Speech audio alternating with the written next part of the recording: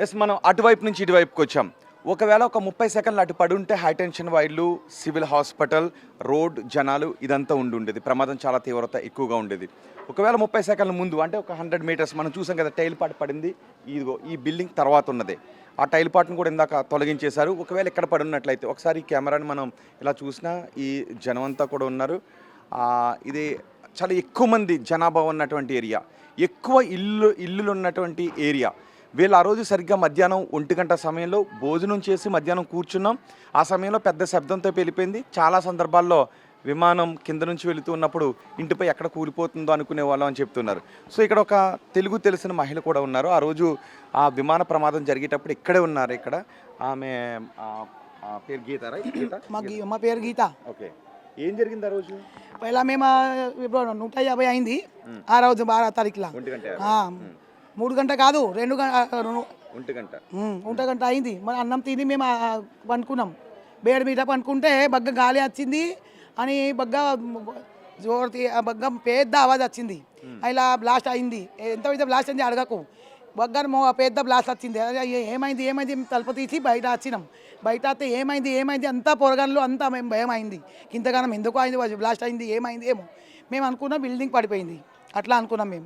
Building పడిపోతే అలా ఎవరైనా అనుకున్నారు బ్లాస్ట్ అయింది, ప్లేన్ బ్లాస్ట్ అయింది, క్రాష్ అయింది అట్లా అనుకున్నారు. మేము అలా ఎక్కడ అనుకుంటా చూస్తే అంటే మా వెనకకు మా బిల్డింగ్ వెనకనే కింద పడిపోయింది ప్లేన్. అయితే మేము బగ్గానే భయం అయింది. మా ట్రీ ఉంటే కదా, ట్రీని తలిగి కింద పడిపోయింది ప్లేన్. వెళ్దాం. ఆ చెట్టు కూడా ఇక్కడ ఉంది, మనం ఇంతకు పైనుంచి చూసాం కదా. సో ఆ పడిపోయినప్పుడు ఇల్లు ఊగిందా ఏమన్నా? అంతా బిల్డింగ్ తలిగింది, ఊగింది. బగ్గానే మాకు భయం అయింది అని కింద పడిపోయింది.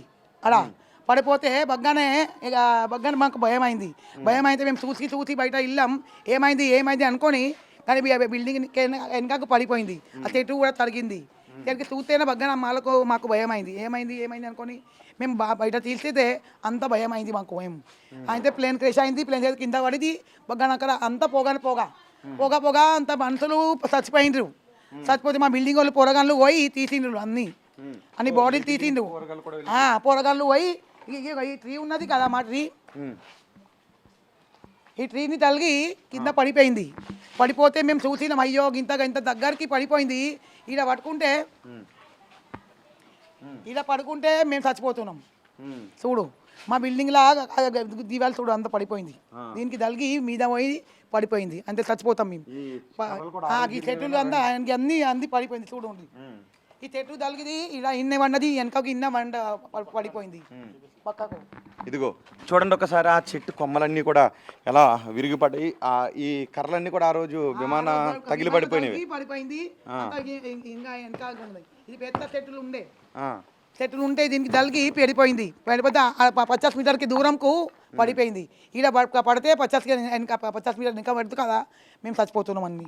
మాకు బాగా భయం అయింది. పోరగాన్లో ఇంకా భయం అయింది.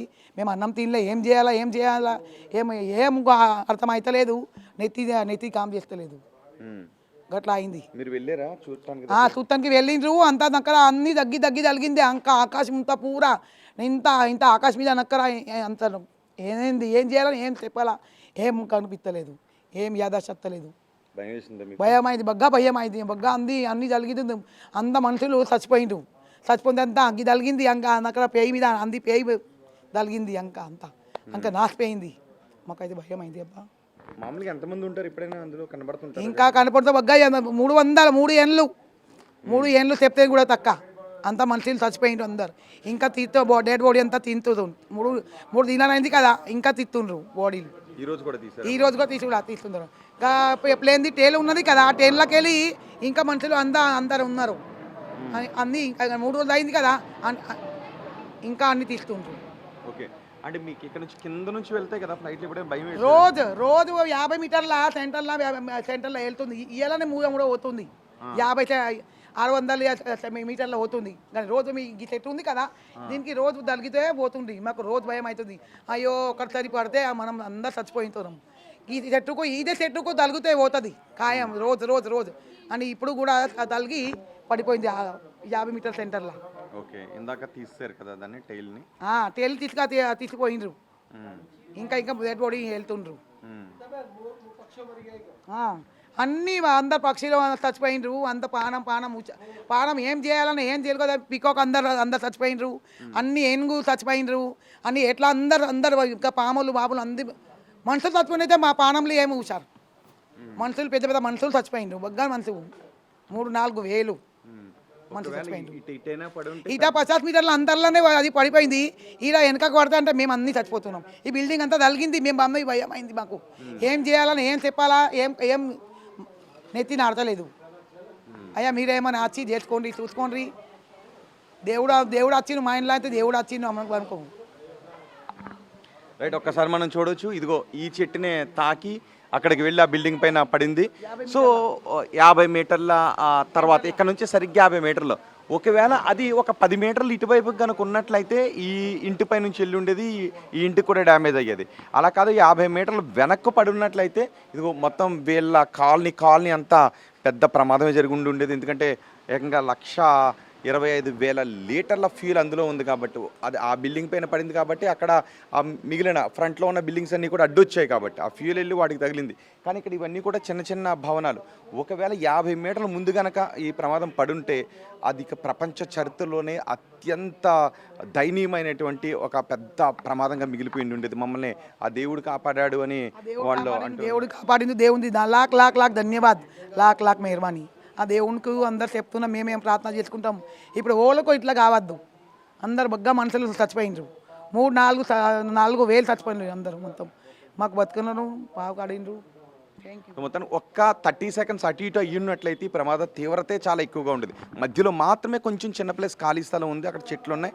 ఒకవేళ అక్కడ కనుక పడున్నట్లయితే ఆ ప్రమాద తీవ్రత చాలా తక్కువగా ఉండేది. బహుశా విమానం పేలుండి ఉండేది కాదేమో, ఒకవేళ ఆ స్థాయిలో పేలిపోయి ఉండేది కాదేమో. బహుశా బిల్డింగ్లో ఇరుక్కుపోయింది కాబట్టి, బిల్డింగ్లో కూలిపోయింది కాబట్టి, క్రాష్ ల్యాండ్ అయింది కాబట్టి అక్కడ ఆ ప్రమాదం ఆ స్థాయిలో ఉంది, విమానం పేలిపోయింది. కానీ ఇప్పుడు DGCA, బోయింగ్ అందరూ కూడా దీన్ని పరిశీలిస్తూ ఉన్నారు. ఒక కమిటీ కూడా వేశారు, ఈ ప్రమాదానికి కారణం ఏంటి అని ఒక కమిటీ కూడా వేశారు. సో కమిటీ రిపోర్ట్ ఏం తెలుస్తుంది, 3 నెలల తర్వాత కమిటీ నివేదిక వస్తుందని కూడా చెప్తున్నారు. Civil aviation minister Rammohan Naidu కూడా అదే విషయాన్ని చెప్పారు, ప్రధాని కూడా చెప్పారు. ఒకవేళ ఇందులో మానవ తప్పిది ఉంటే ఖచ్చితంగా వాళ్ళని కఠినంగా శిక్షిస్తామని చెప్తున్నారు. భవిష్యత్తులో ఇలాంటి ప్రమాదాలు జరగకుండా చూస్తామని చెప్తున్నారు. సో చూద్దాం మరి ఎటువంటి చర్యలు తీసుకుంటారు. మరోవైపు ఇప్పటికీ కూడా బాడీస్ని వాళ్ళకి అప్పగించలేదు, DNA పరీక్షలు చేయలేదు. ఇంకా విజయ్ రూప్ అనే బాడీని కూడా రేపు బహుశా అప్పగించే అవకాశం ఉంది. ఆయన బాడీని కూడా ఇంతవరకు ట్రేస్ చేయలేకపోయారు. సో ఇప్పటివరకు 270 మంది చనిపోయారని చెప్తున్నారు. 140కి దాటి 140 వరకు మాత్రమే మృతదేహాలని అందులో భద్రపరచాలు దొరికాయని ఉన్నారు. సో మిగిలిన లెక్కపై మాత్రం, మిగిలిన సంఖ్యపై మాత్రం ఒక సందిగ్ధత కనిపిస్తుంది. కొంతమంది చెప్తున్నారు 260 వరకు మృతదేహాలు వచ్చాయని, 140 వరకు మాత్రమే వచ్చాయని, చాలామంది మిస్ అయిపోయాయి వాళ్ళ బాడీస్ అని చెప్తున్నారు.